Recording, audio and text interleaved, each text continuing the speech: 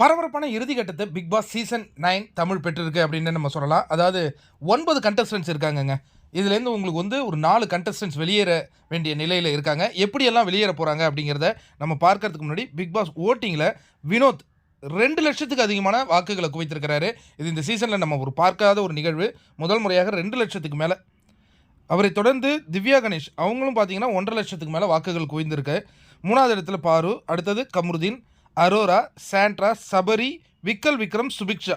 அதாவது இந்த வாரம் டபுள் எவிக்ஷன் அப்படிங்கிறது தான் நிலையாக இருந்திருக்கும். அப்படின்னா சுபிக்ஷா, விக்கல் விக்ரம் செல்வதற்கு தான் பெரிய அளவில் வாய்ப்புகள் இருந்தது. அவங்கள வெளியேற்றிருப்பாங்க. ஆனால் வாண்டடாக வண்டியில் ஏறி 2 பேர் உட்காந்துருக்கிறது அது பிக் பாஸ் பார்க்குறவங்களுக்கு ஒரு மாதிரி அதிர்ச்சியை தான் கொடுக்குது. என்ன மாதிரியான நடவடிக்கைகளை எடுக்க போகிறாங்க, இது ஹோஸ்ட் கையில் தான் இருக்குது. ஏன்னா நமக்கு அந்த எபிசோட் முழுவதும் ஒளிபரப்பப்பட்ட பிறகு அதனுடைய முழு அந்த கான்டெஸ்ட் நமக்கு வந்து புரிய வரும். கரெக்டா? நீங்கள் யோசிச்சு பார்த்தீங்கன்னா கிட்டத்தட்ட 89 நாள் ஆகுது.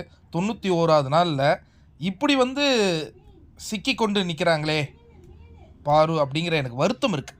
கமருதீனுக்கு கண்டிப்பாக he deserve to red card, எந்த கார்டு வேணாலும் கொடுக்கலாம். ஏன்னா இந்த வாரத்தில் இது முதல் ஃபைட் இல்லை. இவர் தொடர்ந்து பல விஷயங்கள் செய்திருக்கிறார். அதுக்கு கண்டிப்பாக ஒரு கார்டு இருக்குன்னு தான் நம்ம எதிர்பார்த்தோம். அட்லீஸ்ட் ஒரு எல்லோ கார்டு, வார்னிங் கார்டாவது இருக்குன்னு எதிர்பார்த்தோம்.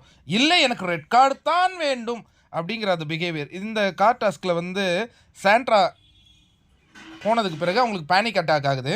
ஆக்சுவலாக என்னென்னா இந்த சாண்ட்ரா கீழே இறங்கும்போதே 1 மணி நேரத்தை தாண்டிடுச்சுங்கிறாங்க. ஒரே சண்டை கூச்சல் குழப்பமாக தான் இருந்திருக்கு. இந்த 3 பேருக்குள்ளே பெரிய அளவில் சண்டை போட்டுக்கிட்டு இருந்திருக்காங்க. இவர் போனதற்கு பிறகு திவ்யாவை மீண்டும் இவங்க பேசியிருக்காங்க. என்ன பாரு, திவ்யாவை தள்ளி விட்ருவோமா அப்படின்ன உடனே திவ்யா சொல்லியிருக்காங்க, ஆம்பளையாக இருந்தால் தொடரா பார்க்கலாம் அப்படின்ன உடனே கப் சிப்புன்னு இருந்திருக்கிறான் போல இருக்குது. என்ன நடந்துகிட்ருக்கு இப்போ இந்த டாஸ்கினுடைய முடிவு வேணும்ல உங்களுக்கு, கண்டிப்பாக நம்ம சொல்லுவோம். இன்னொரு முக்கியமான விஷயம் என்னென்னா, டிக்கெட் டு ஃபினாலே வாரத்தில் இவ்வளவு ஒரு அக்லியை ஏன் பண்ணாங்க அப்படிங்கிற ஒரு பல கேள்விகளோடு இது போயிட்டுருக்கு. ஏன்னா நம்ம வந்து ஒரு கேம் பார்க்குறோம், ரசிக்கிறோம். அதில் இப்போ அந்த காயின் டாஸ்கில் குரூப்பிசமாக ஆனாங்களா, அது மாதிரிலாம் பண்ணல. என்னங்க புஷ் பண்ணுறது. இதுக்கு முன்னாடி வந்து சீசன் 1 இதேமாரி கார் டாஸ்க் வந்ததுங்க. அப்போ ஸ்னேகன், சுஜாவரணி ஆடுவாங்க. 24 மணி நேரத்துக்கிட்ட அவங்க அந்த காரில் இருப்பாங்க. அதில் முடியாததாக எல்லாம் இறங்கி வந்தாங்களே தவிர்த்து இதுமாரி புஷ் பண்ணது இல்லை. அதுக்கப்புறம் பிக் பாஸ் அதை டஃப் ஆக்குவார். கீழே அந்த இதை பிடிச்சிக்கிட்டு நிற்கணும் அப்படிங்கிற மாதிரிலாம் அவர் டஃப் ஆக்குவார். இவங்க என்னங்க இப்படி டஃப் பண்ணிக்கிட்டாங்க. அவங்களுடைய பிக் பாஸ் பயணமே முடிவுக்கு வருது. அதாவது கோவத்தில் வார்த்தையை விடுறதுனால வாழ்க்கையே போயிடுங்கிறத அந்த பையன் புரிஞ்சுக்கணும். அந்த பையனை இவ்வளவு நம்புகிற பார்வதியை தான் எனக்கு என்ன சொல்கிறதுனே தெரில.